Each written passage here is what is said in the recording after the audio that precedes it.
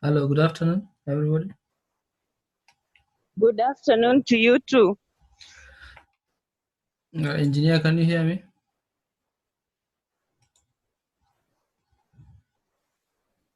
Hello. Hello, good afternoon, engineer. Salama, jambo. Jambo sana. Kanisa ilikuwaje? Kanisa ilikuwa sawa? Yeah. Yes. All right. I think we will start. Yes. Members will join as we continue.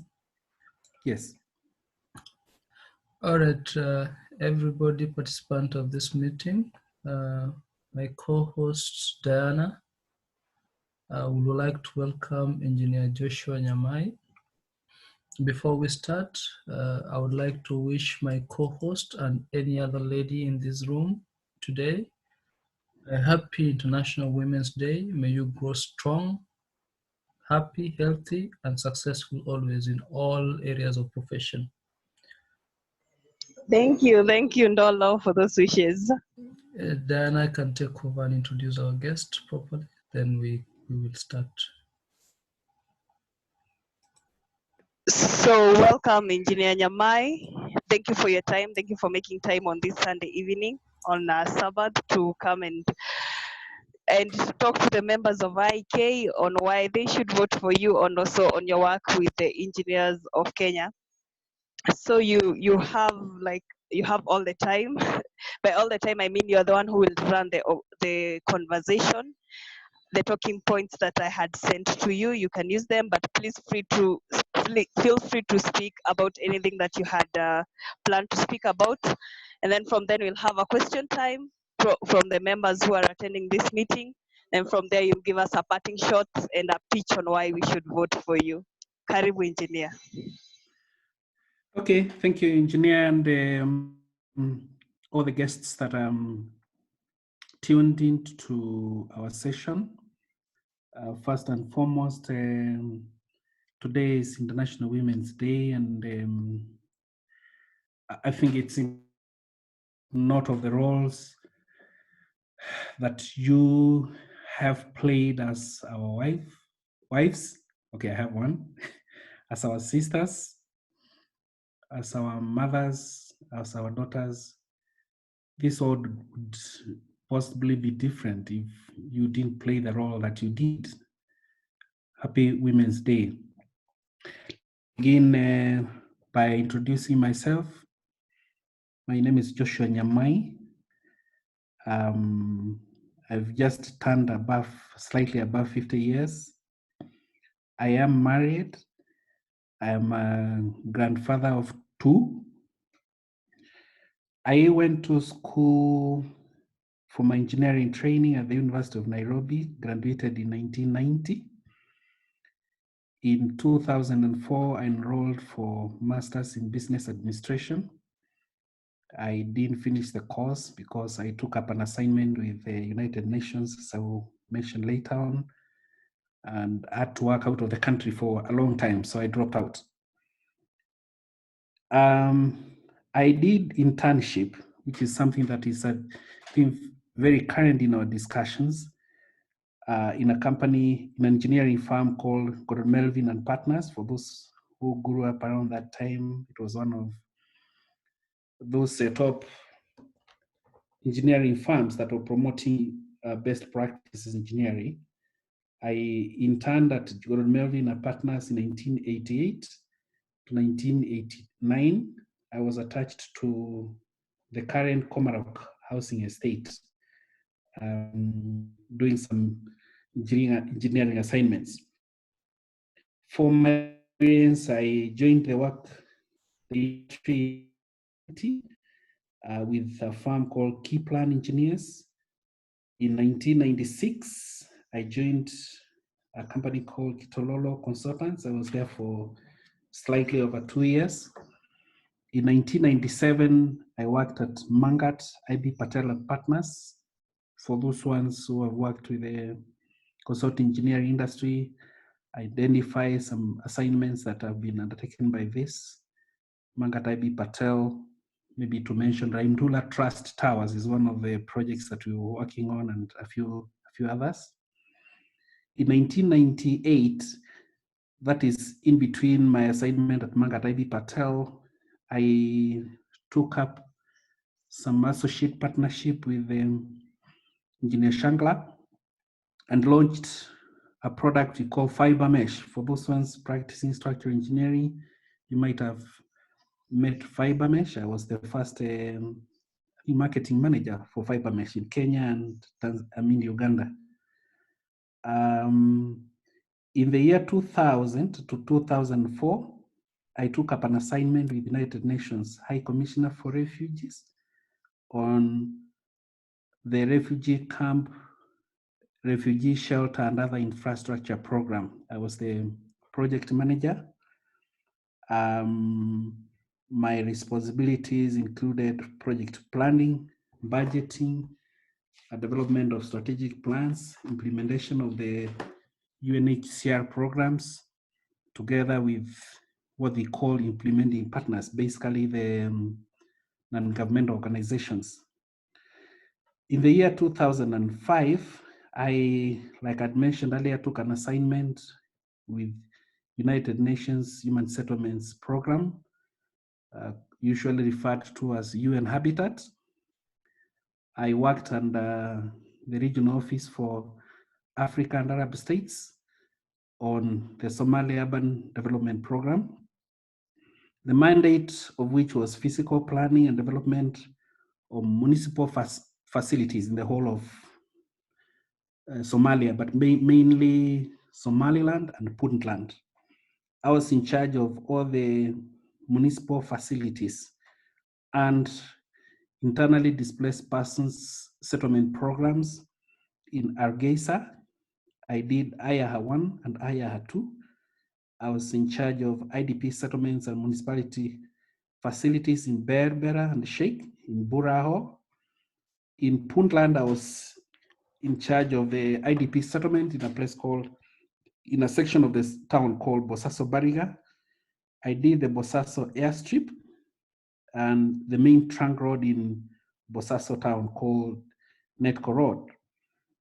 I was also in charge of the post-tsunami reconstruction of a town on the eastern coast of Puntland called Hafun.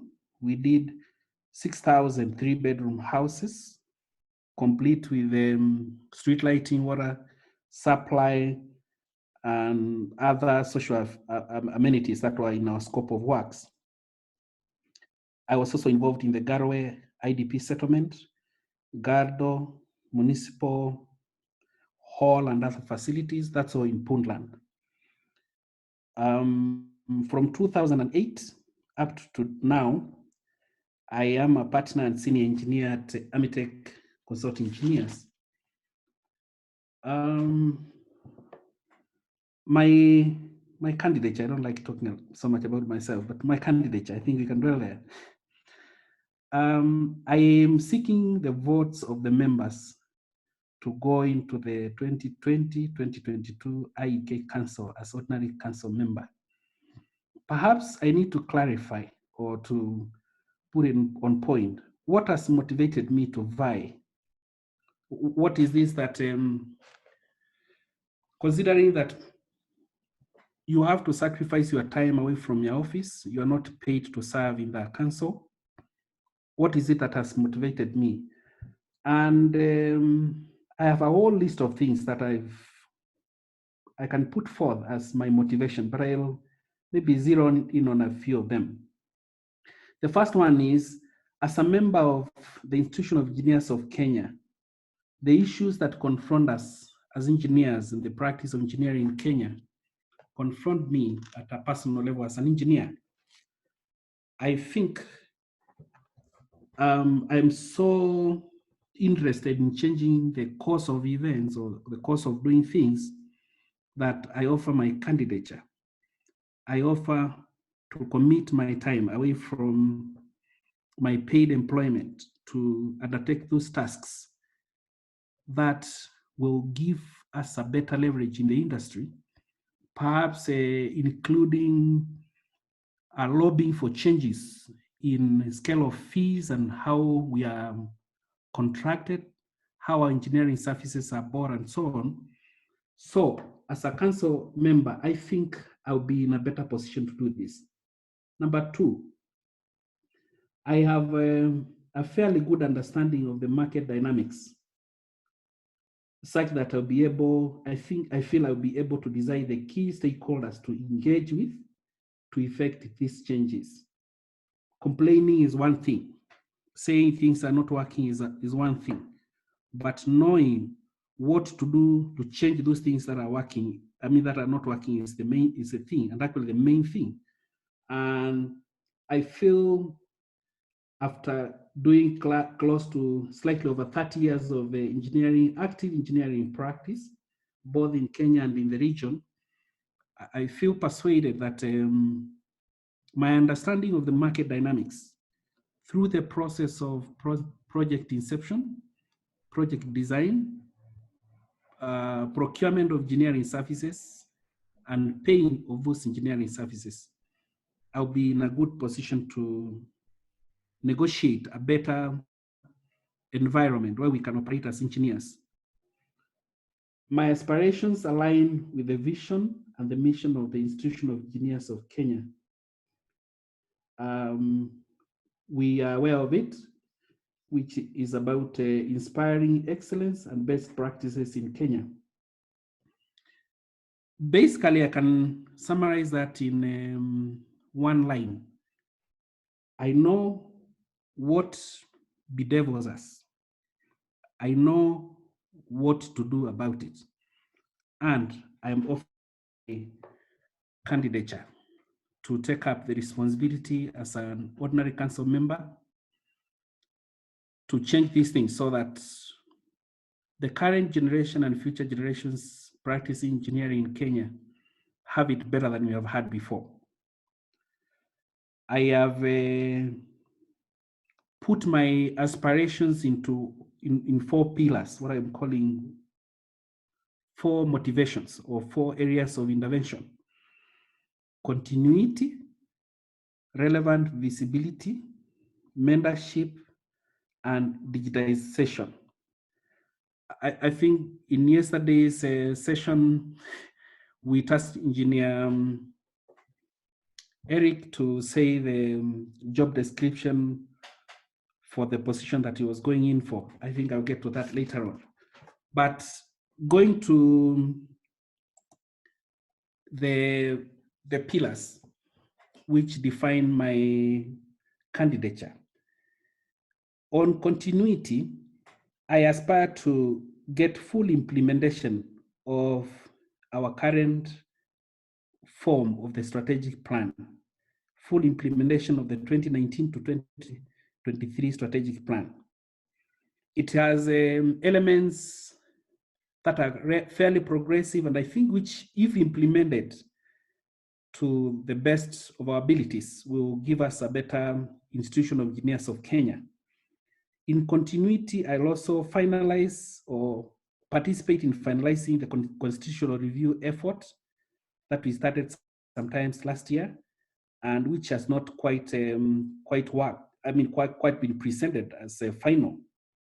I was not in that team. I served in the Institution of Engineers of Kenya Functions Committee from 2018 to date.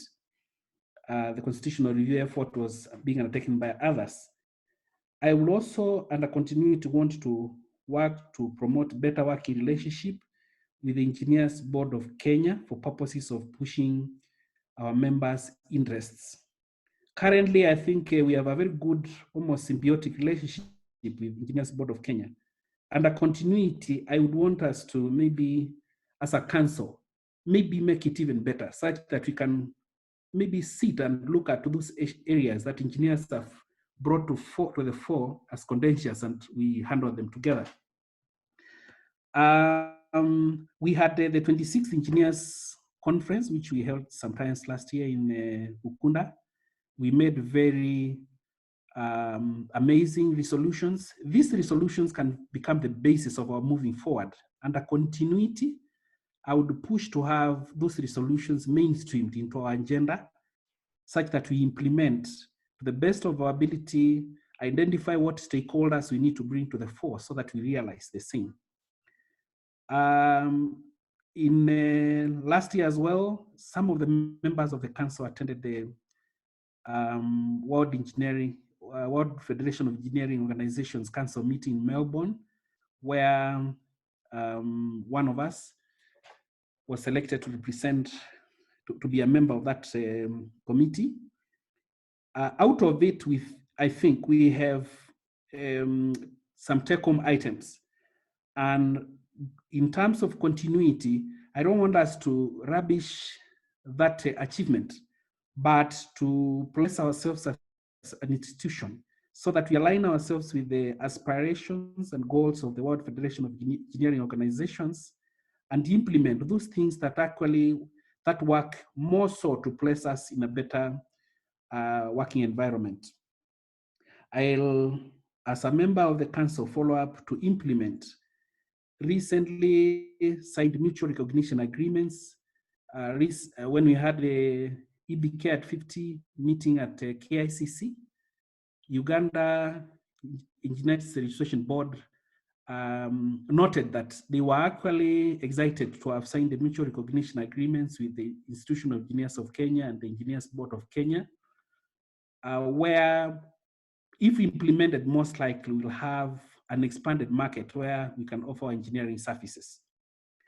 The next pillar is on relevant visibility. My choice of these two words is important. Visibility can be visibility for the sake of it, but I'm talking about relevant visibility. We have to look at what to do to make the engineering practice and the voice of engineers in Kenya to be noticeable, but also impactful. And I want us to think about how to revitalize some of the committees that are working, that were tasked about visibility, particularly the Advocacy, Publicity and Channel Committee. I would want us to identify and hire a competent and a progressive public relations desk officer at the Institution of Engineers of Kenya. This is the person who will be the link on all issues about visibility. And working together with the Chief Executive Officer, will place the Institution of Engineers of Kenya in a course of positive and relevant visibility. It's a long discussion, but I will stop at that. I would also want us to have a regular coordinated media engagement. As we look at some of the aspirations of a number of other candidates, it is true we are not visible in Kenya. And some of the other disciplines, we are not in the competition, but some of the other disciplines seem to have eclipsed us in terms of people knowing what we do.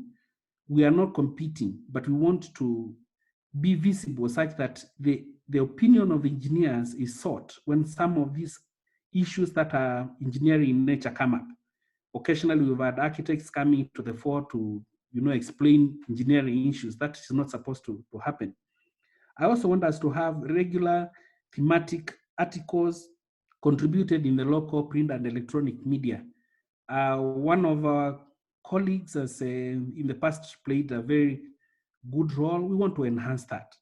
We want to establish a vetted panel of engineers who, when some issues of national or global interest come up, can be called upon to join in, perhaps in some of those TV talk shows where Kenyans come to learn what it is about. Because when you listen to some of these panelists, to be honest, they mislead Kenyans, they mislead the general population.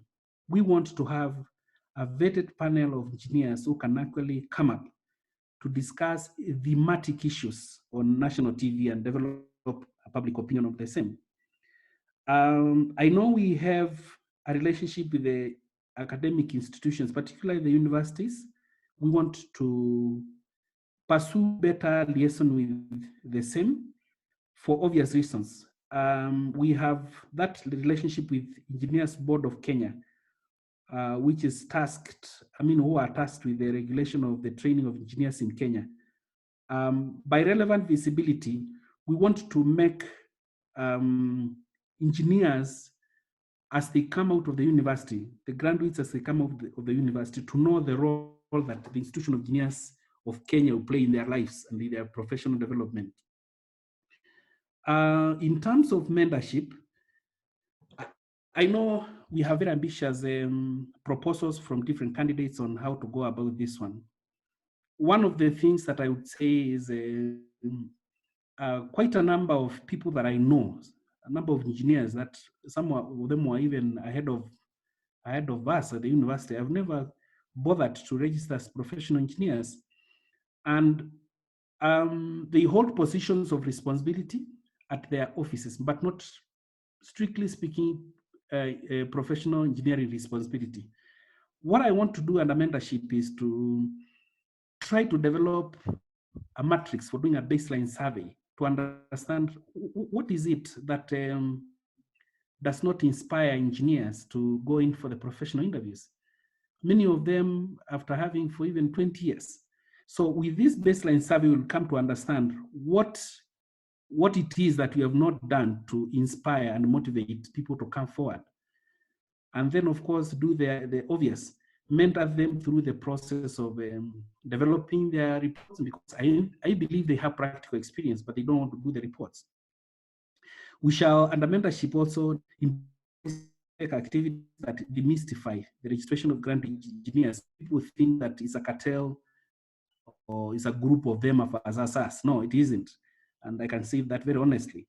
So that perception that some people don't like you to be registered, I think it's just a perception in somebody's policies and activities as a council, not at individual level. It's understandable to everybody that it's all. We shall engage with key stakeholders to take up and sponsored internship programs for graduate engineers. We'll engage main employers of graduate engineers to give forms of mentorship. This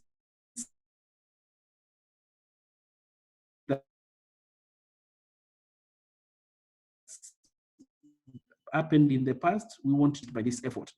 We want to negotiate for better incentives for professional engineers who in turn will mentor graduate engineers. I know somebody will come over to ask for internship or just a practical training after they leave the university.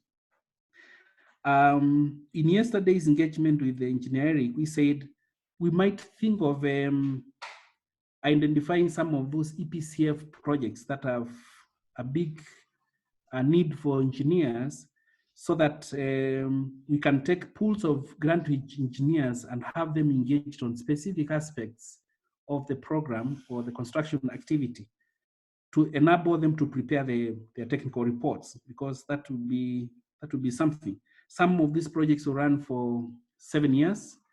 I'm thinking about a Consa Technopolis City Infrastructure Project. I'd mentioned the SGR Phase 2A and Phase 2B, now that we finished the Phase 1 from Mombasa. We have the Turkana Windmill Project. I don't know at what phase we are implementing it now. We have quite a number of others, and all these are opportunities to have graduate engineers attached to. So we need to maybe pick it at a policy level and engage with the stakeholders so that they can give an opportunity for these graduate engineers to get involved and learn what's happening there, so that they can do their project reports. Now, I under mentorship also think that or propose that we should try to identify a way of motivating those firms that have rolled out a big number of graduate engineer to professional engineer candidates. Some of them, of course, have sacrificed their resources to get out these engineers out there as professional engineers. And I think having an award is something that might motivate many others, to go on the role of achievers. The last one under mentorship is to organize regular mentorship sessions with schools of engineering. That's something I know Engineer Imelda and Eric have done in the past together with others. We want to encourage the same. Under digitization, which is my fourth pillar, as a member of the council, I would push for us to embrace technology to host virtual meetings to enhance participation of all members and to reduce delays when members come late. Most in the past, especially when we were organizing for the 26th engineering conference, our meetings used to start at around 7. And for some people, they will not come for this or that engagement, because by the time we finish the meeting, they will be late for another engagement. And if we could have like this webinar and host people to a meeting, we can all have their contributions captured and, of course, reduce on expenses and so on. Under digitization, secondly, I will propose to embrace current trends in communication, engineering designs. Now, there are a lot of developments in the IT world currently. For those ones who are in the building industry, we have the BIM. Recently, we've had this discussion about IoT, which is a system of interrelated computing devices, mechanical and digital machines or objects that are provided with unique identifiers and offer the ability to transfer data of a network without requiring human to human or human to computer interaction or interfacing. Some of these are things that seem abstract, but you can realize them by providing forums where we teach, or we provide an opportunity for somebody to come and teach the practitioners on the same in a practical sense, not from the books or from YouTube, so that we can embrace them. We've recently heard of Industry 4.0, where the manufacturers are actually designing for interoperability, information clarity, and technical assistance through a decentralized data management. Now, Industry 4.0 is mainly not for us as civil engineers, but for those ones in manufacturing. And I think as we get up to that level, through a bit of the recent project developments that we are implementing, top of which is like the Concert City, we need to, as an institution, get our members an opportunity to learn more about this, and perhaps even arrange for industrial trips to go and see how it's done out there. I think it gives us that rare opportunity to bring our members together and plan to do things the way we want it.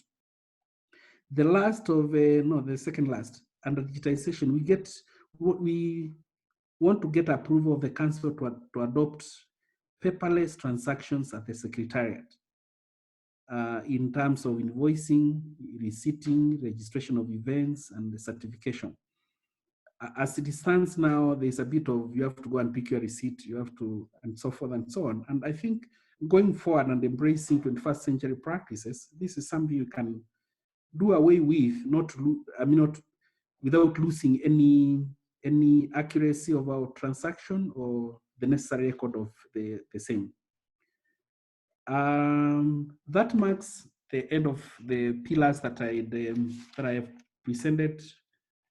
And I'll finish by saying I am on this platform to ask for the vote of members, because I promise to be that member who will offer sacrifice and commitment to realize our shared aspirations and to move the institution of engineers of Kenya forward. Perhaps I can get some comments.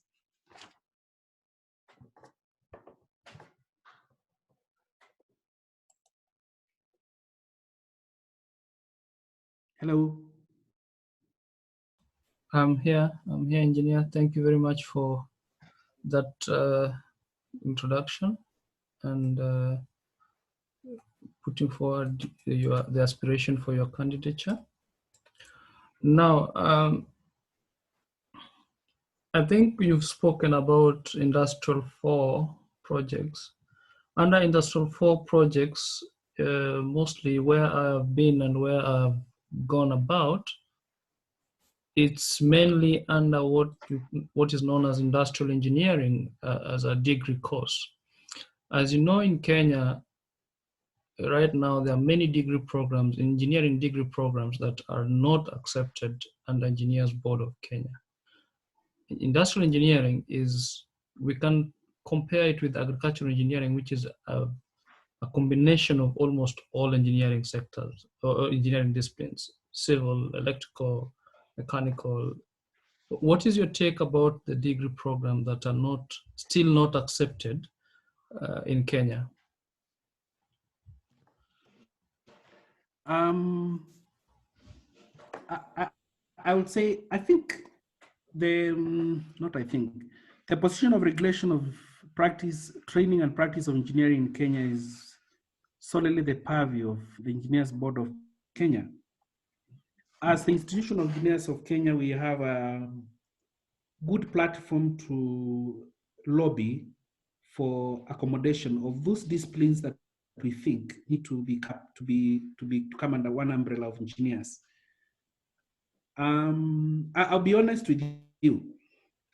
There's quite a lot of discussion about who needs to come under the umbrella of the Engineers Board of Kenya for purposes of regulation. And that discussion might not be answered in one sentence, but going forward, and like I said, we'll actually want to provide continuity as the incoming council. We would want to, in this particular aspect, we want to call over those disciplines that feel suppressed and who have not been given to operate, who have not been given space to operate in Kenya, such that we can develop memorandum which you will submit on behalf of those engineering groups to the Engineers Board of Kenya to be accommodated. And I think if you listened to the presentations of the chairman of the Engineers Board of Kenya, Engineer Rastas, he comes in with a reformist agenda, call it transformation agenda. I didn't want to copy the same from the Institution of Engineers of Kenya. And some of the things that he said, if they are implemented, I believe, and I am persuaded to believe, that the practice of engineering in Kenya will be enjoyable and mutually fulfilling for both the regulator and the person himself. To answer you specifically about those disciplines, we want to capture that discussion and take it in our first engagement with the Engineers Board of Kenya, such that the regulation of the practice of those engineering disciplines that had previously been left out now is captured. And I don't think it's hard. I hope I've answered your question. Yes, you've answered me. Diana, do you have any question?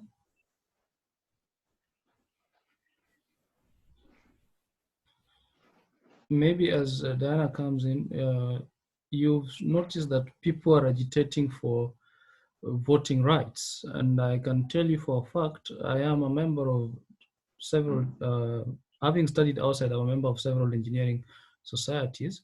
And as it sits right now, I recently got, because I'm a member of electrical and electronics engineering society of Turkey. And as it sits right now, I got an email telling me that there's a voting session that I need to vote in. Yet I'm a foreigner who is a member of that society, and I'm being asked to vote. Then I consulted some of the guys who are already there, and they told me that even the students who are member of the society are allowed to vote. In Kenya, the IEK has membership all the way from students, crafts, technician, technologies, but only associates going up, associates, corporate members, and fellow members are allowed to vote.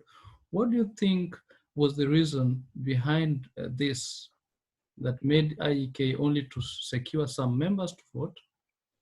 And what is the way forward that will make people, because there's a lot of animosity from the other members, why they're not being allowed to vote, yet they are members of the society, and if they don't pay subscription, they're always removed from the register, something like that. Okay, thank you. I want to maybe begin with an historical fact. If you look at the formation of the Institution of Engineers of Kenya on both the articles and in practice, we borrowed a lot from, I think, some alien practices out there.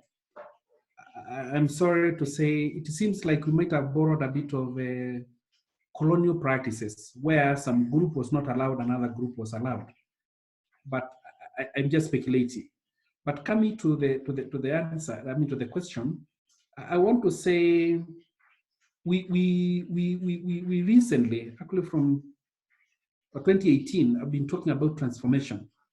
And when you talk about transformation, you want to ask, was there something? And of course, it says there was something, and now you want to bring something else. Some of these things that are bringing the transformation conversation is because some of the things that used to happen are things that we all now say, sorry, this is not the way it is supposed to happen. One of those things is like, who would play what role in the Institution of Engineers of Kenya Council? And with a lot of respect to our seniors, one person said, in fact, we'd sit over a cup of tea and agree, do you think you'll have time to do these things? So we pick you. You are the chairman, you are the honorary secretary, and so on.